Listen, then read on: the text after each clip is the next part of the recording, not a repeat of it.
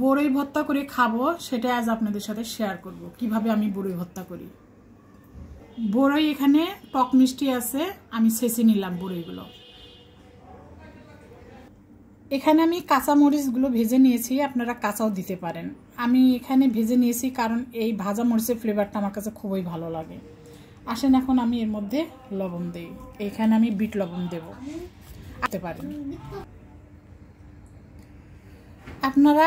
আমি এখানে বিট লবণ দিয়েছি, আপনারা সাধারণ লবণ দিয়েও করতে পারেন। আমি বিট লবণ আর সাধারণ লবণ দুটোই দিব। এখন আমি মরিচগুলো গুঁড়ো করে নেব। আমার কাছে এই ভাজা মরিচের ফ্লেভারটা খুব ভালো লাগে। আপনারা ডাইরেক্ট কাঁচা মরিচটাও দিতে পারেন, কোনো প্রবলেম নাই। বেশি ফিনিশিং করব না, এরকম করলেই ভালো লাগে। এখন আমি এই বড়িগুলো কিন্তু আমি পাটাতে ছেঁচে নিয়েছি, আর কিভাবে ছেঁচে নিয়েছি আপনারা দেখতে পাচ্ছেন। আর এখানে আমি একটু কাসুন্দি দিয়ে দেবো, যেহেতু আমার কাছে আছে এই জন্য আমি একটু কাসুন্দি দেব। আপনারা এটা স্কিপও করতে পারেন।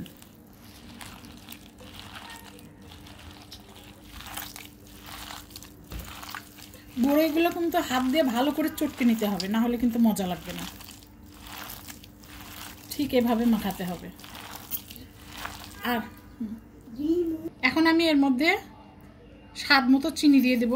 আপনারা যেরকম মিষ্টি খাবেন সেরকম দিবেন, আমি আমার মতো করে দিচ্ছি।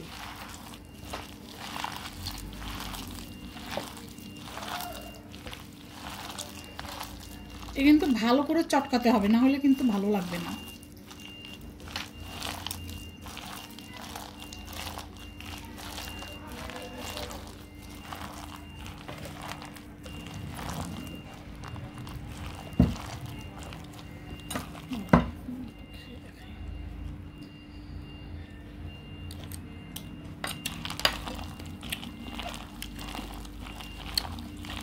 আর একটু চিনি লাগবে।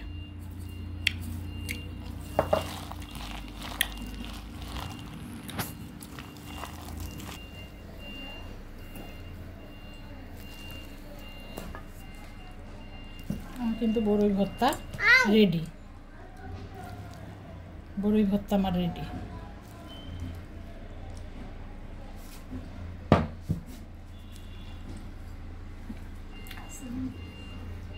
দেখতে পাচ্ছেন কত লোভনীয়।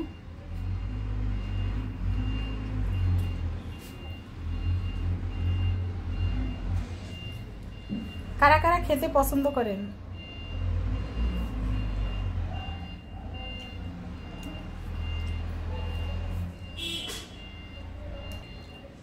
এই চতুর্পাশে বড়িগুলো দেখতে পাচ্ছেন। আমি সৌন্দর্যের জন্য চতুর্পাশে বড়িগুলো দিয়ে দিলাম। আমার সার্ভ করা হয়েছে। কেমন হলো অবশ্যই কমেন্ট বক্সে জানাবেন, আর কে কে পছন্দ করেন। ধন্যবাদ সবাইকে। আসসালামু আলাইকুম।